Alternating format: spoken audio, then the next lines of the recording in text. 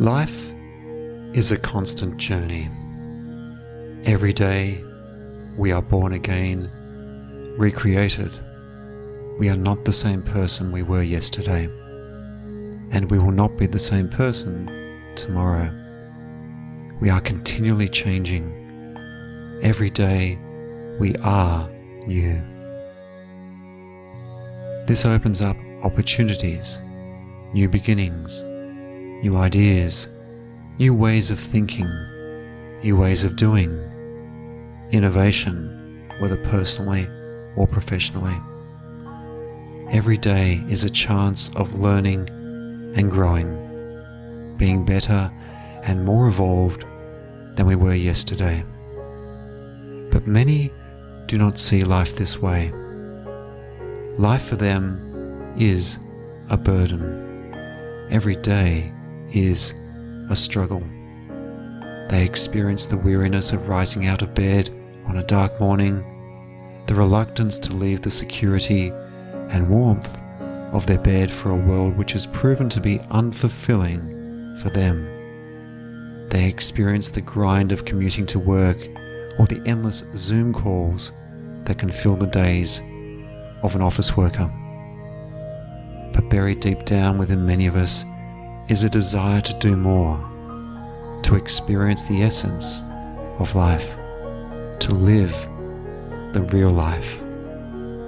As Matthew Arnold put it in his beautiful poem, The Buried Life, but often in the world's most crowded streets, but often in the din of strife, there rises an unspeakable desire after the knowledge of our buried life, a thirst to spend our fire and restless force in tracking out our true, original course.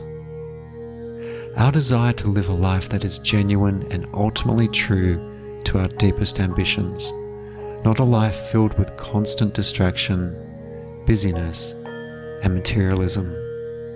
In short, we learn to live a life of meaning instead of conforming to the madness of this world that we live in. This feeling may be confused with a wide range of feelings and emotions that we all experience day to day. After a while, with all the distractions in our lives, it is easy to confuse the sensations of our desire for meaning. It could be the lure of spending countless hours exploring and interacting with apps on your mobile device, connecting with so-called friends from all corners of the world, finding instant celebrity with people we hardly know and maybe have no desire of ever knowing.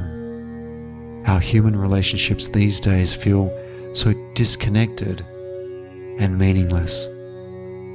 After all, social media is our go-to place today to numb the pain of the conflict in our heart. It's hard feeling like we are less connected than ever to the world around us, including our family and real friends. Perhaps this is you. Perhaps you are feeling disconnected from the world today. And through this disconnection, you don't feel like you are growing. This can then feed a cycle of weariness with life that makes it hard to get out of bed every morning and embrace the opportunity of each new day. Maybe your cup is full and you aren't making enough room to grow. There's a story about two Zen masters, Tokuzan and Ryotan, who gathered to drink tea. Tokuzan was a scholar who was full of knowledge and opinions about the Dharma, and he came to Ryotan and asked about Zen. At one point, Ryotan refilled his guest's teacup but did not stop pouring when the cup was full. Tea spilt out and ran over the table. Stop! Stop! The cup is full, Tokuzan said. Exactly, Master Ryotan said. You are like this cup. You are full of ideas. You come and ask me for teaching, but your cup is already full. I can't put anything in. Before I can teach you, you'll have to empty your cup.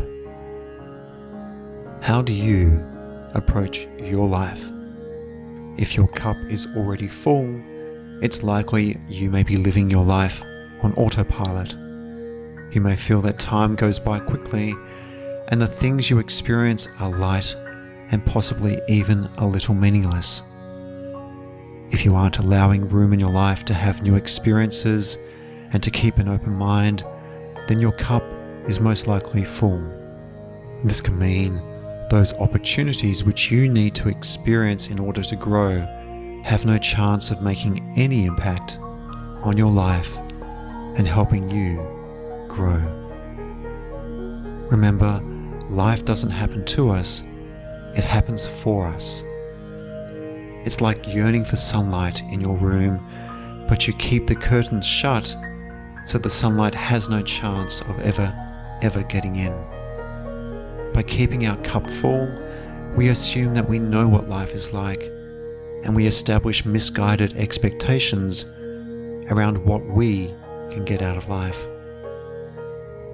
Most things we experience are filtered against our closed minds, which means that our perception of things is heavily biased towards our fixed mindset. When we have an open mindset, when our cup is full or at least partially empty, our ability to take these life experiences, reflect, and learn on them is greatly enhanced.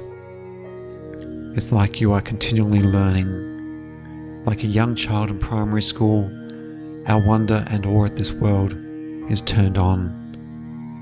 In fact, we do actually become childlike when we empty our cups. We rediscover curiosity, a joy of learning again. We remember what it is like to have wonder in this world.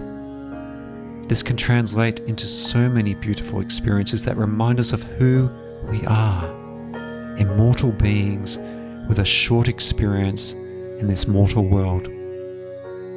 Our time here on earth is precious. Every single second is a blessing.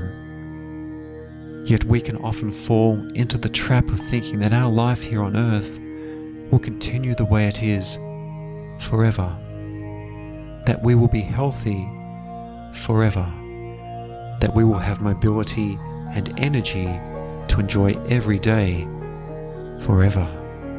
That is why death is a traumatic experience.